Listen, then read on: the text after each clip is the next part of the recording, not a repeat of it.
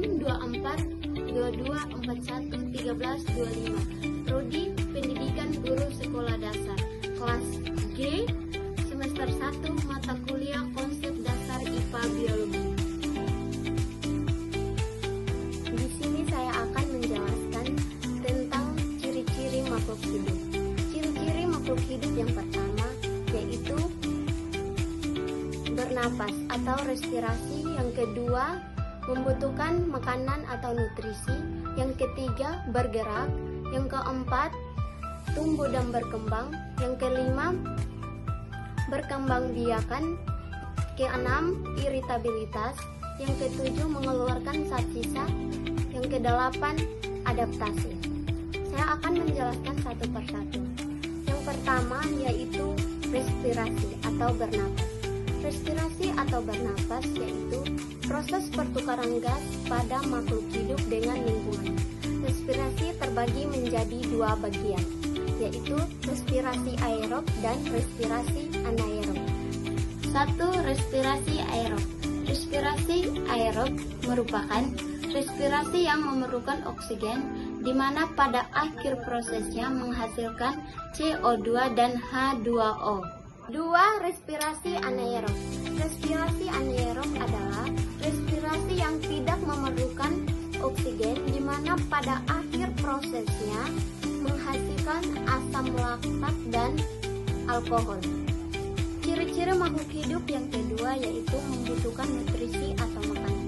Membutuhkan nutrisi atau makanan itu sendiri adalah semua makhluk hidup membutuhkan makanan atau nutrisi untuk sumber energi, membangun tubuh, mengatur aktivitas fisiologi lainnya. Jenis atau zat makanan dan cara memperolehnya berbeda-beda tergantung jenis makhluk hidup. Ada dua bagian untuk menghasilkan makanan pada makhluk hidup. Satu yaitu autotrof. Autotrof yaitu makhluk hidup yang dapat membuat makanannya sendiri dari zat organik dan zat anorganik. Kedua yaitu heterotrof. Heterotrof adalah makhluk hidup yang tidak dapat membuat makanan sendiri, tetapi membutuhkan bantuan dari makhluk hidup lainnya. Ciri-ciri makhluk hidup yang ketiga yaitu bergerak. Bergerak adalah setiap makhluk hidup melakukan gerak sebagian atau seluruh bagian tubuhnya dari suatu posisi tempat ke posisi tempat yang lain. Gerak merupakan salah satu bentuk adaptasi terhadap perangsang. Ciri-ciri makhluk hidup yang keempat yaitu tumbuh dan berkembang. Tumbuh adalah proses bertambahnya berat atau isi jaringan tubuh yang sifatnya irreversibel. Sedangkan berkembang adalah proses perubahan menuju kedewasaan. Ciri-ciri makhluk hidup yang kelima yaitu berkembang biakan. Berkembang biakan adalah proses menghasilkan keturunan. Ada 3 cara perkembang biakan pada hewan dan ada 2 cara perkembang biakan pada tumbuhan. Pertama-tama saya akan menjelaskan proses perkembang biakan pada hewan. Proses perkembang biakan pada hewan yang pertama yaitu ovipar. Ovipar berkembang biakan dengan cara bertelur. Vivipar berkembang biakan dengan cara melahirkan. Ovovivipar berkembang biakan dengan cara bertelur dan melahirkan. Selanjutnya saya akan menjelaskan proses perkembangbiakan pada tumbuhan. Proses perkembangbiakan pada tumbuhan ada 2, yaitu generatif dan vegetatif. Generatif adalah proses perkembangbiakan yang melibatkan sel kelamin jantan dan sel kelamin betina. Sedangkan vegetatif proses perkembangbiakan tanpa melibatkan sel kelamin jantan dan sel kelamin betina. Ciri-ciri makhluk hidup yang keenam yaitu iritabilitas. Iritabilitas adalah kepekaan makhluk hidup terhadap rangsangan.